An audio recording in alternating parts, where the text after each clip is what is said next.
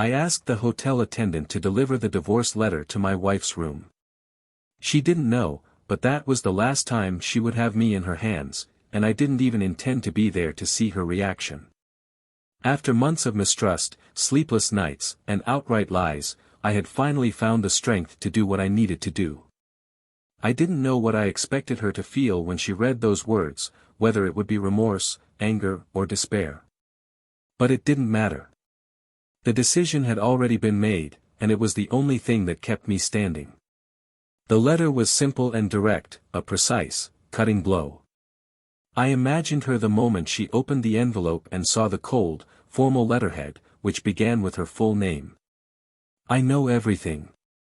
It was just those words, the opening that carried all the weight of betrayal, the confirmation that our marriage had become a sham.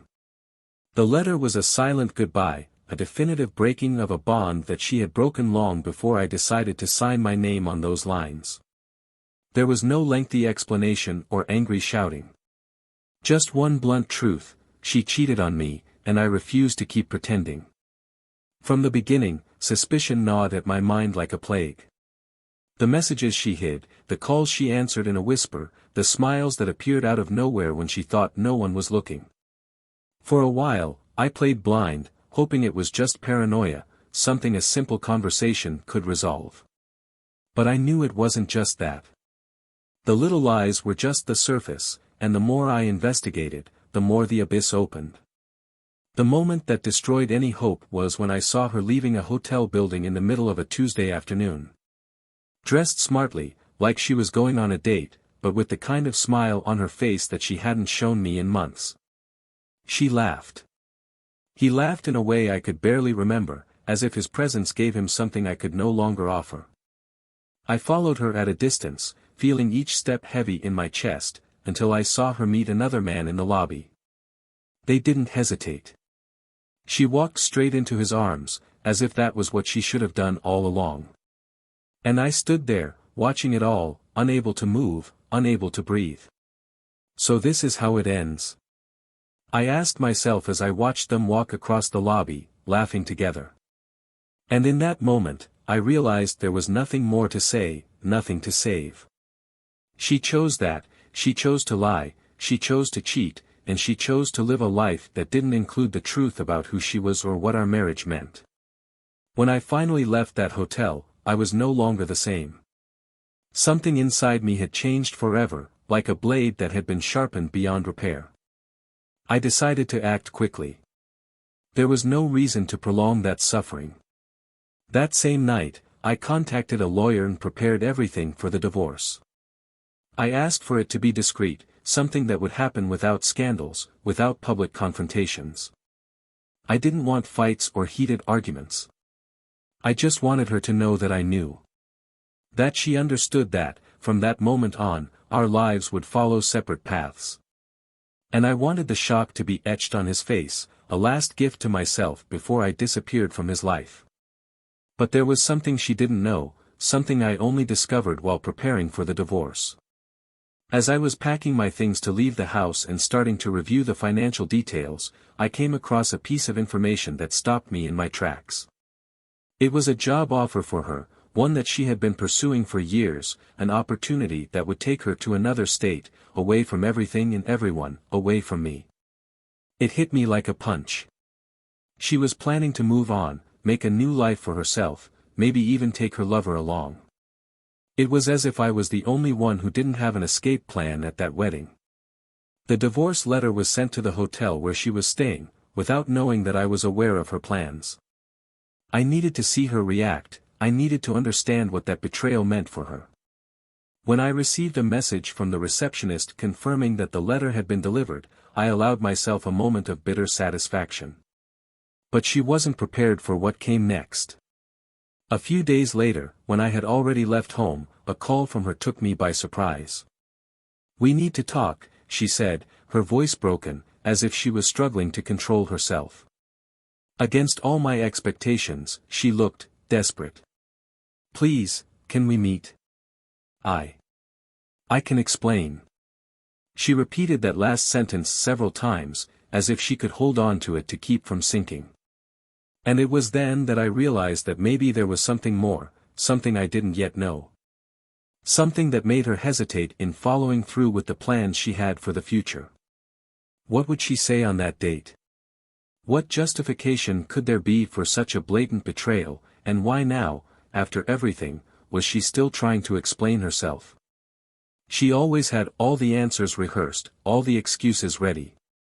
But this time, it felt different. For the first time, she sounded uncertain, like she was really scared. What if there was a truth that she was hiding from everyone, including her lover? Something that could completely change the course of everything? For a brief moment, I wondered if I had been too quick to make the decision to walk away. But soon that thought dissipated, because I knew that nothing could justify the pain she had caused. After all, I had made up my mind. But what if, instead of breaking free, I was just about to fall into an even bigger trap, one she had set herself? She wanted to meet, but this time, I wouldn't be unprepared. If she thought she could manipulate the situation once again, she was sorely mistaken. I was ready to find out how far her lies went, and what was really behind that wavering tone of voice. But the question was I ready to face the truth when it finally came out? Welcome to our channel, where stories of betrayal come to life, but here, we make it clear, we do not, and will never, support any type of infidelity. All narratives are fictional, created to show how betrayal can destroy lives, hearts and families. Get ready to dive into an intense and shocking story that will reveal how far lies and deceit can lead. Catch your breath, because what comes next will surprise you. Good story. The room was plunged into a comfortable gloom, illuminated only by the soft light escaping from the tall windows. There, in the large leather armchair, John Mitchell found himself lost in thought. He was a sober-looking man, his brown hair beginning to show the first strands of gray, a silent reminder of the years that had passed. John was 42 years old, sober and pragmatic, the type who rarely let his emotions slip to the surface, a trait that served him well during his rise as a successful financial consultant. Meticulous and organized, he always liked to have control, especially over his own life. In contrast, Emily was the outpouring of everything John was not. Vibrant, with her brown hair falling in perfect waves and a smile that lit up any room, she always seemed willing to face life with an open mind. A visual artist and art teacher at a local school, she was a woman who expressed herself through colors and shapes, with a free spirit that contrasted with John's seriousness and methodical routine. At 38, Emily still had that curious look in her eyes, as if every day was a new chance to explore and discover. They were, in many ways, the picture of a perfect couple, or so it seemed to those observing them from the outside. They had a comfortable home in a quiet neighborhood, with a backyard that Emily had decorated with her own sculptures and pottery. Every detail in that house told a story, the sculpture of a tree twisting in unexpected directions, the hand-painted paintings hanging on the walls. It was a home built on years of shared memories, of laughter and challenges, of silences that said as much as words. But, like any couple that passes 10 years of marriage, they also had their moments of tension. In the last few months, something had changed between them. John wasn't sure when this change began, but he could feel it spreading, like a silent crack in a mirror. Emily, who had always been so open and communicative, seemed more distant, too busy with her own thoughts, always lost in projects that kept her busy until late at night. He had noticed the smiles she gave to her cell phone, as if there was an inside joke there that he couldn't share. Small absences began to add up, small excuses that accumulated like pieces of crumpled paper around a wastebasket. John tried to ignore it, believing that maybe it was just a phase, but something in his chest warned him otherwise. Emily, on the other hand, felt an uneasiness growing inside her. There was a time when she and John were inseparable, when they could talk about everything and nothing for hours, without noticing that time was passing. But now, she felt like the connection had dissipated, like a thread that had been stretched too far and finally snapped. Conversations that used to be so natural now felt forced, and silences that were once comfortable now felt heavy, almost oppressive. There was something she could no longer feel, a kind of emptiness that filled her every time she looked at John and no longer saw the man she married, but just a shadow of what he once was. Over the past few months, Emily had thrown herself even more deeply into her work. Her classes at school were a welcome escape, a place where she could be the purest version of herself. She loved teaching, watching children explore their own creativity, watching their artwork take shape with a mix of enthusiasm and mayhem. But there was something beyond classes that kept her busy, something she still couldn't or didn't want to explain to John. She had become involved in a new project, a large commissioned mural for an art gallery, that required more than just her artistic skills. It demanded your attention, your soul. It was easy for John to rationalize this distance as a result of work. He knew how much the project meant to Emily. More than once, he entered the makeshift studio she had set up in the basement and found her concentrated, completely absorbed, as if nothing else in the world existed. And although he tried to participate, praising her work, suggesting colors and shapes, he felt his comments only scratched the surface. Emily, however, would just smile and say that he was being a good husband by caring, but that certain things were hard to explain. Summer was approaching and with it a climate of renewal seemed to invade the city. John decided that perhaps it was time to try to rekindle the flame that had once warmed their relationship. He started planning small gestures, surprises that could bring some of that joy back. One day, after a business meeting, he stopped at a flower shop and bought a bouquet of red roses, the kind of romantic gesture he rarely made. He remembered how Emily used to smile when she received flowers and he wanted to see that smile again, without the weight of a tiredness he couldn't identify. But, when delivering the flowers, she thanked him with a distant, almost forced smile, and quickly returned to the cell phone that vibrated incessantly in her hand. And that's how the weeks went by, in a cycle of attempts to get closer on John's part and Emily's withdrawal. The feeling of inadequacy began to spread within him, a growing discomfort that he didn't know how to verbalize. He was beginning to realize that the small moments of happiness he tried to create couldn't cross the invisible barrier that had risen between them. Instead of words, there were silences, instead of looks, there were diversions. Until, one day, Emily announced that she would need to travel for the weekend to an art conference. It was one of those rare opportunities, she said, and she couldn't turn it down. John was silent for a moment, considering her words, and then simply nodded. Maybe the space would be good for both of them, a chance to breathe and maybe, just maybe, find a new beginning when she returned. "Are you going to be okay?" he asked, as she packed her bags. "Yes, I will," she replied, too quickly, without looking at him. That night, John lay awake for hours, sitting in the living room, staring at the lights flickering outside the window. He felt like something was out of place, as if a storm was approaching and he didn't know whether he should run away or face it. Emily, on the other hand, seemed to be in a silent hurry, as if her every movement carried an urgency that John couldn't understand. She left early the next morning, with a small suitcase and a smile he hadn't seen in a long time. On Sunday, John received an unexpected email. A confirmation of a scheduled delivery to an address he didn't recognize, something she had ordered and was scheduled to be delivered that very day. He found it strange, as it was unusual for her to ask for something to be delivered to a place other than home. Curiosity led him to investigate a little further, and what he found left him with a bitter taste in his mouth. That delivery, which seemed so innocent, would lead him to a revelation he wasn't prepared to face.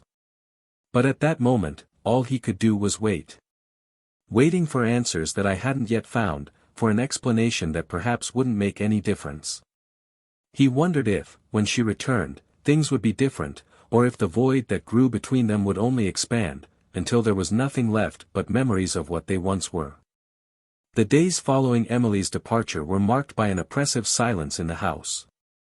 John tried to occupy himself with work, immersing himself in reports and spreadsheets, but even so, his mind always wandered to that weekend, to the hurried way in which she had left. He wanted to believe that everything was normal, that things would adjust with time, but something continued to bother him, a feeling that there was something wrong, a missing piece in a puzzle that he still couldn't understand. On Monday afternoon, he received a short message from Emily saying she had arrived safely and that the conference was amazing.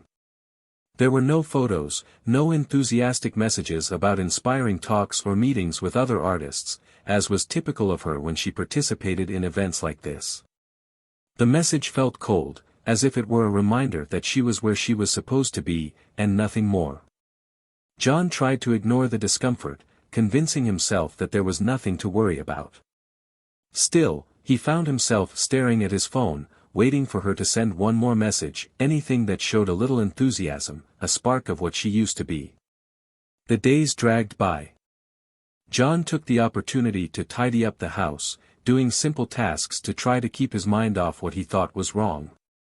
But on Wednesday, as he was putting out some laundry, he found a folded receipt in the pocket of one of Emily's dresses. It was from an expensive restaurant, far from the conference where she was supposed to be. He looked at the address and frowned, trying to remember when she had gone there, but he couldn't recall any recent time when she had mentioned something like that. It was one of those small clues, but they plant a seed of doubt in the hearts of those who desperately try to maintain trust. However, John didn't want to believe there was something more. He put the receipt in his pocket and decided he would confront Emily when she returned, but without creating a scene. He wanted answers, yes, but he still didn't want to believe that something could really be wrong. Deep down, he still hoped it was all a misunderstanding, that there was a simple explanation that would dispel all his doubts. On Friday night, Emily returned. John was in the kitchen preparing a simple dinner, something she used to enjoy. He heard the door open and her light footsteps coming in, as if she was trying not to make any noise. She looked exhausted, but there was a sparkle in her eyes, one he hadn't seen in a while, and it made his stomach drop. She gave him a quick kiss on the cheek, muttering a hurried "hi," before heading upstairs to her room, taking her suitcase with her. When she returned, they sat down to dinner and made small talk. Emily told her about the conference, the talks, the people she met, but there was something about the way she spoke that sounded rehearsed, almost like she was reading from a script. John listened, but he couldn't shake that feeling that something was wrong, that he was just hearing what she wanted him to hear. And then, suddenly, he asked, almost without thinking, "Did you go out to dinner somewhere special?" Emily hesitated for a second, her eyes meeting his before responding with a forced smile, "Ah yes, a colleague invited me to a restaurant, it was nice." John nodded, trying to hide the disappointment he felt building. He expected her to say something more, to mention the specific restaurant or comment on what she had ordered, but she didn't. And he didn't want to insist, not that night. He knew he needed more proof, something to confirm what he was beginning to fear. On Saturday, John decided to take action. He looked up the address on the receipt and discovered it was for a fancy restaurant, the kind of place Emily always said she wanted to see but he could never find time to take her to. He went to the restaurant's website and, out of curiosity, looked for reservations from the previous weekend. It was then that he saw it, a photo of her, dressed elegantly, accompanied by a man he didn't recognize. They were smiling at the camera, wine glasses raised high, as if celebrating some intimate achievement. John felt the ground disappear beneath his feet. Here was the confirmation he feared so much. He spent the entire afternoon not knowing what to do. His mind tried to process it, but he couldn't think clearly. He was furious, but at the same time, a deep sadness paralyzed him. Everything he had built, the entire life they had shared seemed to crumble in a matter of seconds. He needed to confront her, needed to know why she had done it. That night, while Emily was watching TV in the living room, John came in and turned off the television.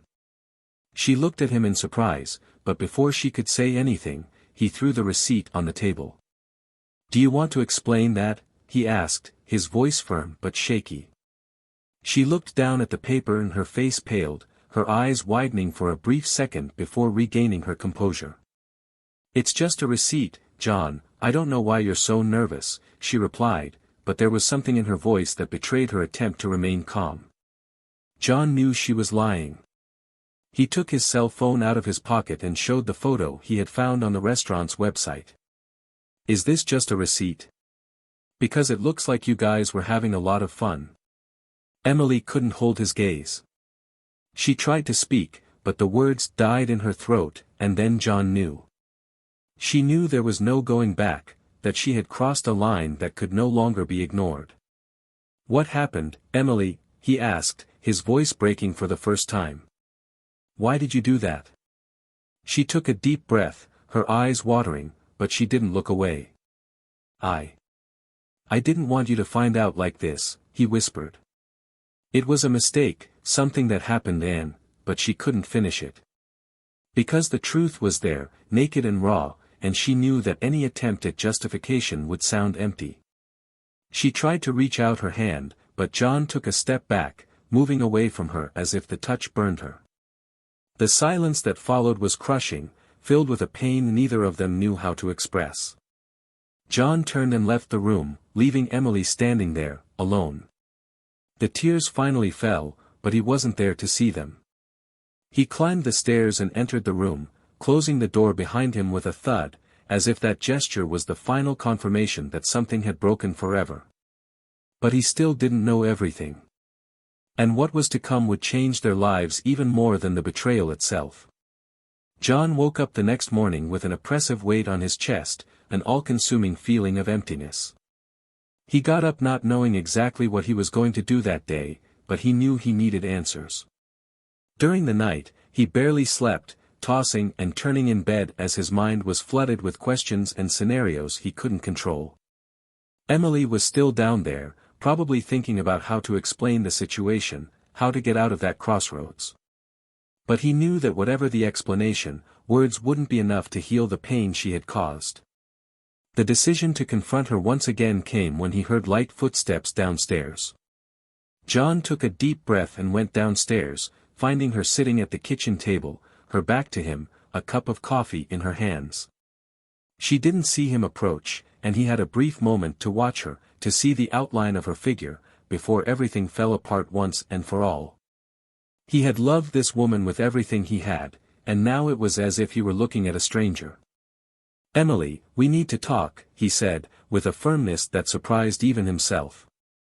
She turned around slowly, and he saw her eyes widen a little, as if she was preparing for a new round of justifications. She nodded, setting the cup aside, and waited. "What exactly do you want to talk about, John?" she asked, trying to remain calm, but the tension was palpable in her voice. John pulled out a chair and sat across from her, looking her straight in the eyes. "I want the truth," he said, each word coming out like a cut, sharp and precise. "No more excuses, no more half-truths. I know about the dinner, and there's no point in pretending it didn't happen. I want to know what is happening and why you did this." Emily was silent for a long moment, her lips pursing as if she was trying to find the right words. She knew she had no way out, she knew that any lie would be useless. "I was confused, John," she began, but he interrupted her, shaking his head. "No, don't give me that. You weren't confused. You knew exactly what you were doing. So please, just tell me the truth." She took a deep breath, and her hands began to shake slightly. John noticed, and it only increased his frustration because he didn't want her to hide behind excuses. He wanted her to admit it, to take responsibility for what she had done. "I met someone, and," she began, but he interrupted her again. "I already know that," he said, his voice getting louder, more intense. "I saw the photos. You don't need to tell me what I already know. I need to know what you're hiding, Emily. Why are you behaving like this? Why does it feel like you're trying to get away from me?" She hesitated, and for the first time John saw something new in her eyes. It wasn't fear or guilt, it was something close to panic. He realized there was something bigger, something she was trying to hide and that it had a lot more to do with than just cheating. "John, it's not that simple," she said finally, her voice barely able to hold steady. "I didn't want you to find out like this, but I was planning on leaving. Not only because of what happened, but because I received a job offer. It's an opportunity in another state, something I always wanted, and I didn't know how to tell you." For a moment, John was in shock. He blinked, trying to absorb what she had just said. "Were you planning to leave?" he repeated, as if the words were too absurd to understand. "So, the plan was to leave me for him, is that it?" She shook her head desperately. "That's not it, John. It's not just because of him. This proposal is important to me, it's a chance to do something big with my career, something I've always dreamed of. But, yes, me too. I also got involved with him, and you were going to leave me and move on as if nothing had happened," he added, and the tone of his voice was a mixture of disbelief and anger. "Would you just go on with your life, start from scratch somewhere else, without even giving me a decent explanation?" She tried to respond, but her words were drowned out by the intensity of the moment. John stood up, unable to sit still. He began pacing back and forth, hands on his head, trying to understand how it had all come to this. "I can't believe you would abandon me like that, without even telling me," he murmured, more to himself than to her. "John, I know it sounds cruel, and maybe it is. I know I hurt you, and I'm sorry for that. But I didn't see a future for us anymore," she confessed, and those words were like stabs. "I was feeling trapped, suffocated, and I didn't know how to tell you this." He stopped walking and looked at her, his eyes burning with hurt and frustration. "So this is how you solve it? Do you feel trapped and decide to date another man? How does this make sense to you, Emily?" She didn't know how to respond. His hands were still shaking, and she could see how much her words had hurt him. But there was something more she needed to say, something she didn't know how to say, and that could change everything for good. She had tried to keep it hidden, thought she could resolve it on her own, but now it was clear that there was no way. She began, her voice breaking, but she forced herself to continue. "I received the proposal, yes. But he's not going with me, John. He was never really a part of my plan. I just needed a way out, and he was there, offering me something I didn't know how to refuse." John frowned, confused. "What are you talking about?" he asked, stopping walking and looking at her. "If he's not part of your plans, then why would you?" She hesitated, and then it all came out at once, as if she could hold it in no longer. "Because he is the head of the company that made me the offer. He used this proposal to manipulate me, John. I didn't want it to be like this, but I got involved with him, and now I'm stuck in this situation. He made me believe that if I didn't accept it, there would be no other chance. And I was desperate, I wanted this opportunity so much that I ended up." She stopped, her voice cracking as tears formed in her eyes. John was silent, processing what she had said. He had always known that she was passionate about her work, that she had dreams that were perhaps bigger than anything he could offer, but hearing that she had been manipulated, used, was too much for him. "So, you traded our marriage for a lie?" he asked, his voice low and shaking. "Did you allow yourself to be taken in by an empty promise from someone who just wanted to use you?" I didn't know it would be like this," Emily replied, her voice breaking. "I thought it was a chance, and by the time I realized what I had gotten myself into, it was too late. I thought I could solve it alone, that I could get out of this, but—" She began to cry, her mask finally falling, and John felt something shift inside him. He realized that despite everything, she was scared, desperate, and perhaps for the first time in a long time, he saw the truth in her eyes. But the pain didn't go away. Her words only added to the chaos he felt inside. He wanted to believe that there was a way out, an explanation that could justify what she had done, but the betrayal was there, naked and raw, and he didn't know how to deal with it. "You were ready to leave me for a life that wasn't even real," he murmured, and each word seemed to weigh like a stone. "And now, what's left for us?" Emily looked at him, her tears falling, and for the first time she had no answers. John was silent for a moment, still digesting everything he had heard. Emily's revelations had shattered any hope he had of finding a simple justification for the betrayal.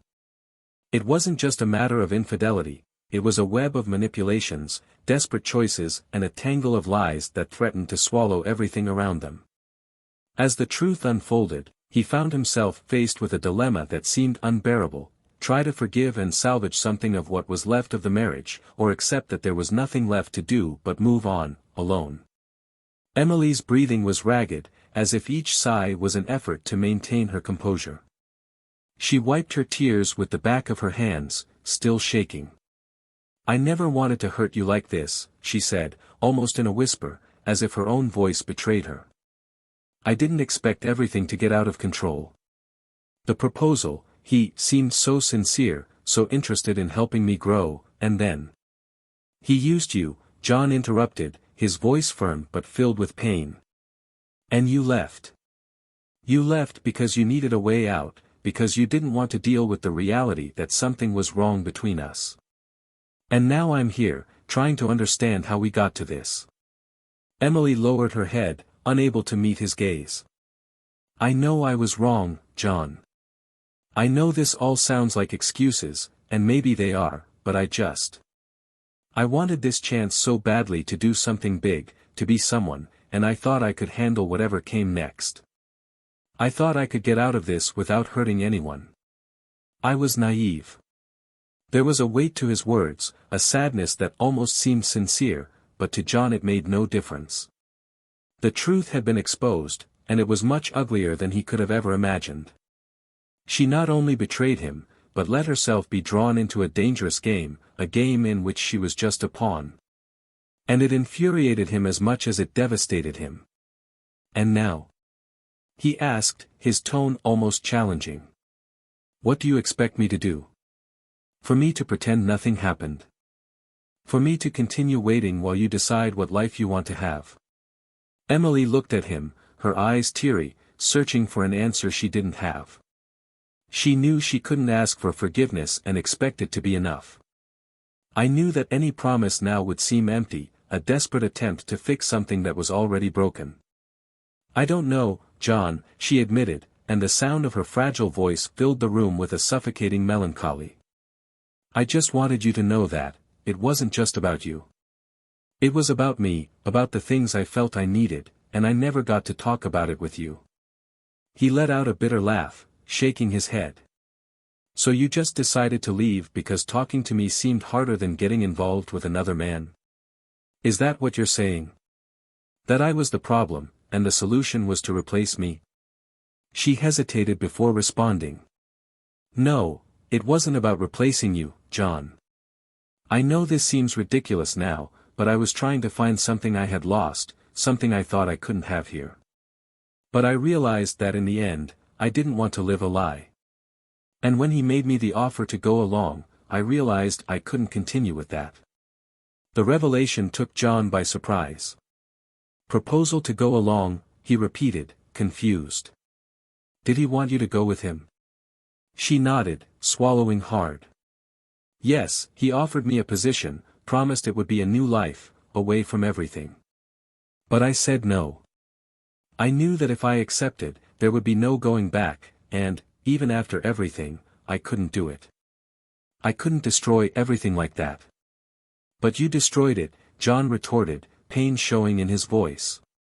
"Maybe you didn't leave with him, but that doesn't change the fact that you chose to cheat. You didn't think about us, not even for a second."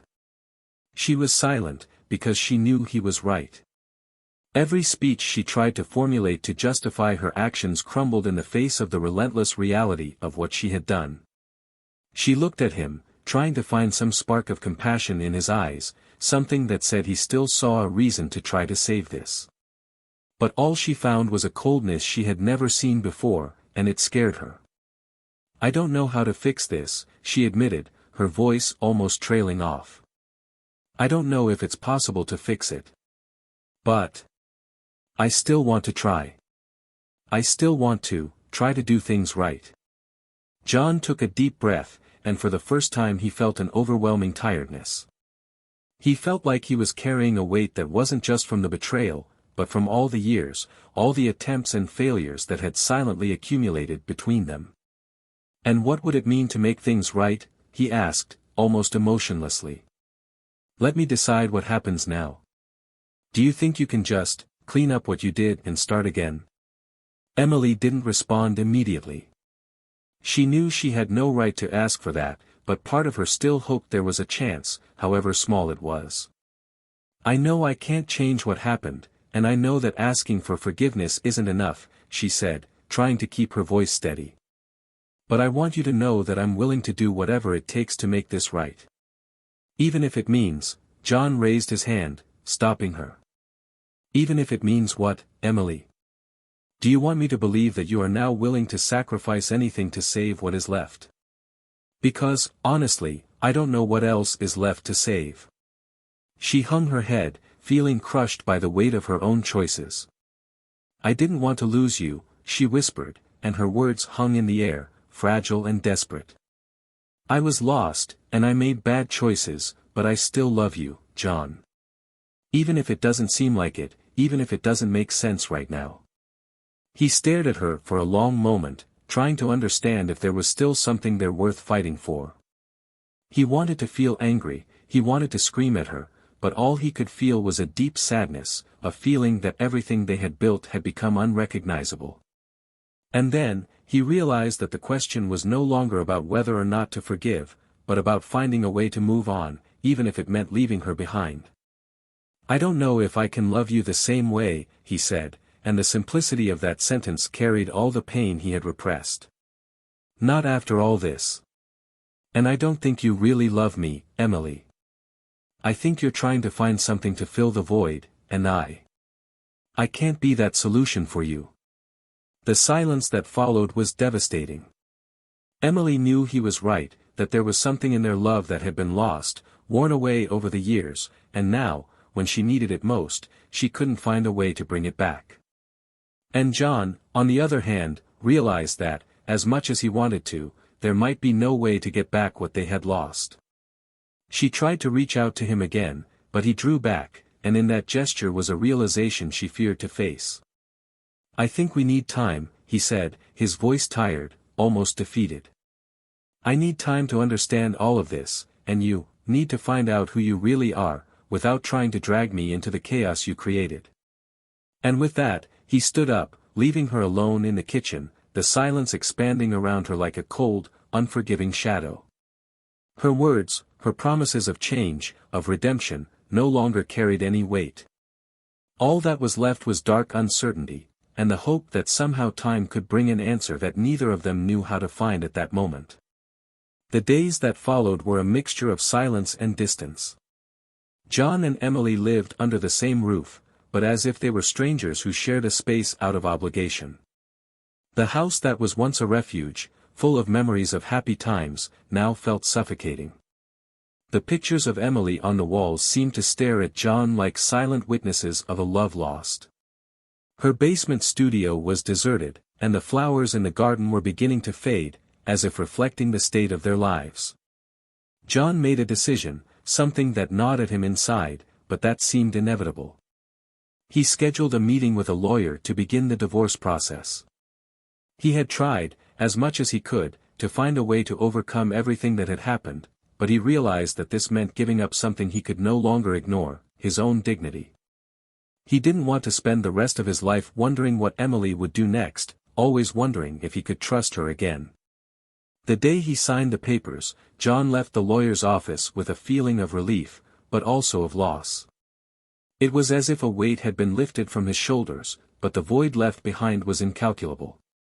He knew he was doing what was right for him, but that didn't lessen the sadness of seeing a marriage of so many years fall apart. He stopped at a cafe, sat at the table and stared at the slowly cooling cup of coffee. There was no celebration, there was no feeling of victory. Just a chapter that needed to close so that another, uncertain one, could begin. Meanwhile, Emily received notifications from her lawyer and knew the end was near. She had tried to talk to John several times, but each attempt ended in arguments or painful silences. She wanted to explain, wanted him to understand that no matter how many terrible mistakes she had made, there was still a part of her that loved him and wanted a second chance. But she knew that chance would never come. She had risked everything for a promise that turned out to be empty, and now she was paying the price for her choices. In a last-ditch attempt to salvage something, Emily went to John's work. He was leaving the office when he saw her, standing across the street, like a shadow of her former self. He hesitated for a moment, then crossed the street to her. "What are you doing here?" he asked, his voice tired. "I needed to see you," she replied, trying not to let her voice waver. "I needed to say I'm sorry. And I know I've said this before, but I'm leaving. I accepted the job offer. I'm moving to another state. I think it's best for both of us." John was silent, digesting the words. Part of him felt relief to hear that she was walking away, that there would be no more confrontations, no more attempts to justify the unjustifiable.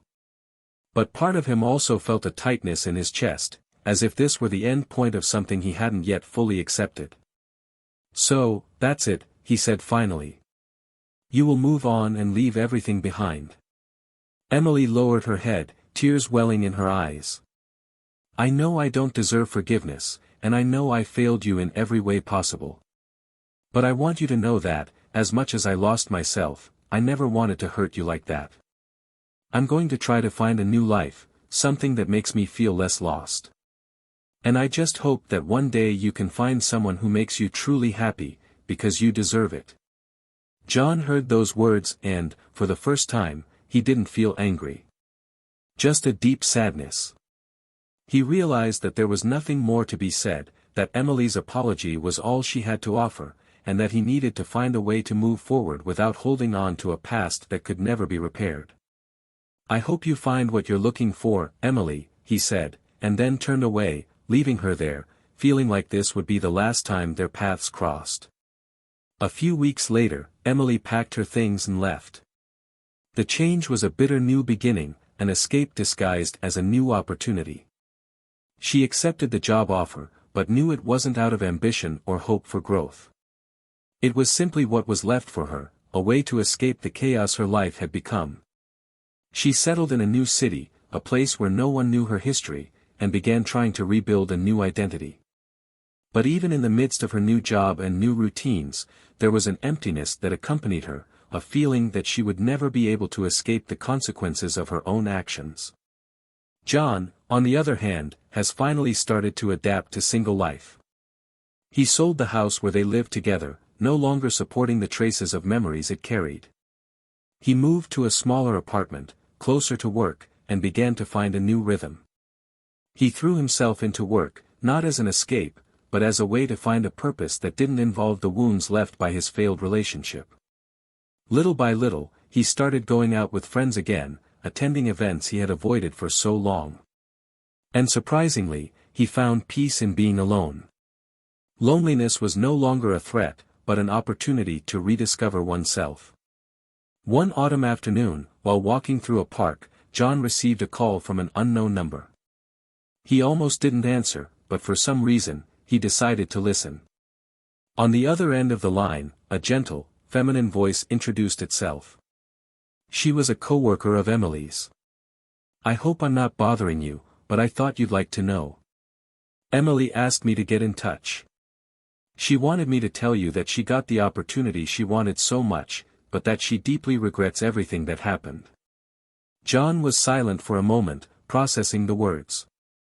"Is she okay?" he asked, not knowing exactly why those words came out. The voice on the other end hesitated. "She's trying, you know. I think she's trying to find a way to move on. Maybe that's the best thing she can do now." John thanked him and hung up the phone. He continued to walk through the park, looking at the fallen leaves on the ground. He then realized that despite everything, he had found a way to move forward. The wounds were there, but they were beginning to heal, and he no longer needed to carry the weight of the past with him. He wished that Emily also found peace, that she could transform her failures and bad choices into something better. But he knew that wasn't his problem anymore. He had left that part of his life behind, and now, finally, he was free to start again. If you've made it this far, share your opinion in the comments. What did you think of this story? We want to know how you felt following John and Emily's journey. And don't forget to subscribe to the channel for more impactful and reflective stories. Here, we believe that each narrative is a lesson, and we never support any type of betrayal. Thanks for following along, and see you next time.